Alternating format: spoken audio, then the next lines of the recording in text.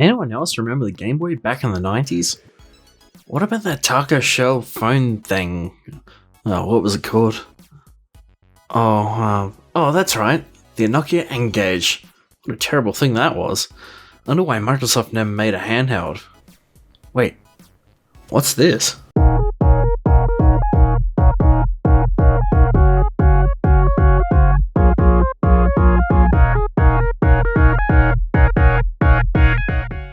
Oh hey, it's you! Welcome to episode 22 of Free to Play, your gaming news delivered to you fresh, straight from the oven. I'm your host, Charlie K, and in this week's news we'll be talking about Nintendo offering to upgrade your old Nintendo Switch, Timesplitters could make a return, and is Microsoft making a brand new handheld console?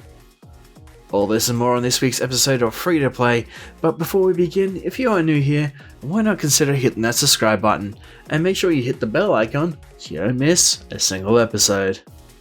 For our first bit of news for this week, the Need for Speed franchise makes a triumphant return with the latest installment, Need for Speed Heat. Need for Speed combines elements from the previous installments such as Need for Speed Underground, Most Wanted, and Shift. Need for Speed Heat allows you to customize your vehicles to the way you want them, and race them during the day at sponsored events.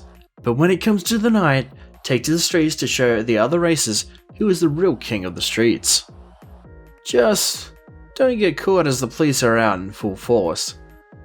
Need for Speed Heat releases on PC, PS4 and Xbox One on November 8th.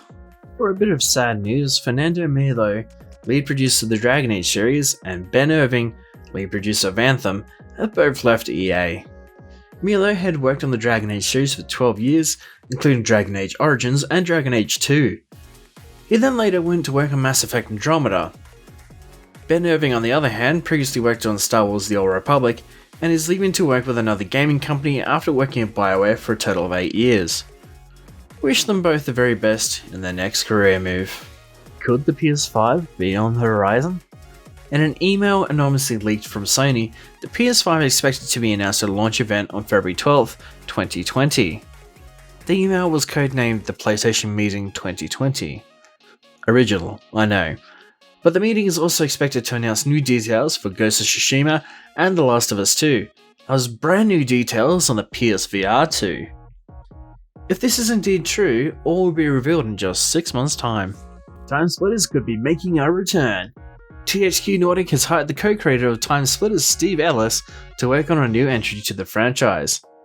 THQ Nordic managed to snap up the rights to Timesplitters from the company Crytek, who are known for the Crysis series. Crytek held the rights to Timesplitters after saving Free Radical Design from bankruptcy. Deep Silver Dambuster Studios, the remnants of Free Radical Design, have instead taken over the development for Dead Island 2. Dead Island 2 has shuffled around from different developers since 2014, with Dead Island 2 being originally worked on by the developer Jaeger. Jaeger then passed it on to Sumo Digital in 2015. 4 years later, and we still haven't got a release date for Dead Island 2. The Pokemon Company have announced that Sword and Shield will introduce new moves and abilities, as well as a new ranked battle system. This new system is called the Battle Stadium with 5 tiers of ranking: Beginner, Pokeball, Great Ball, Ultra Ball, and Master Ball. Each time you manage to win a Battle Stadium match, you earn rank points. Once you earn enough rank points, you go up a rank.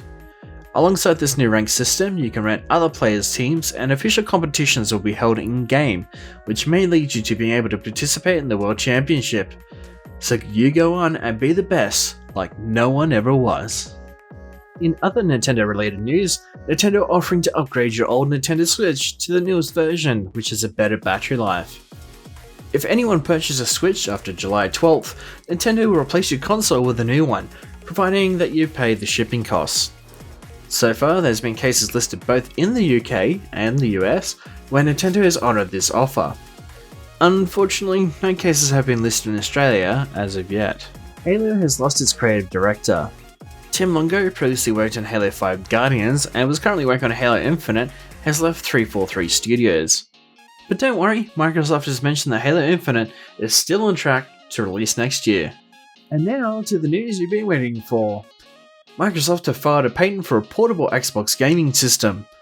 This new paint isn't listed as a controller or device, but instead of a charging device for removable input modules. The device features two halves of a traditional Xbox controller and looks like it will be able to attach to your smartphone. The end result ends up looking somewhat similar to a Nintendo Switch. This new console will control games being streamed via Project xCloud. Interestingly, even though Microsoft have filed the patent, it isn't listed with the Xbox brand. This new console will have built-in speakers, a headphone jack, and wireless headphone support. And just like that, another episode of Free to Play is done and dusted. We hope you enjoyed this week's episode. The comment question for this week is, what game would you play on the new handheld Xbox? Leave your interesting creative responses in the comment section below, or on Facebook, Twitter, or Instagram. Here's the answer from last week. This has been Charlie K.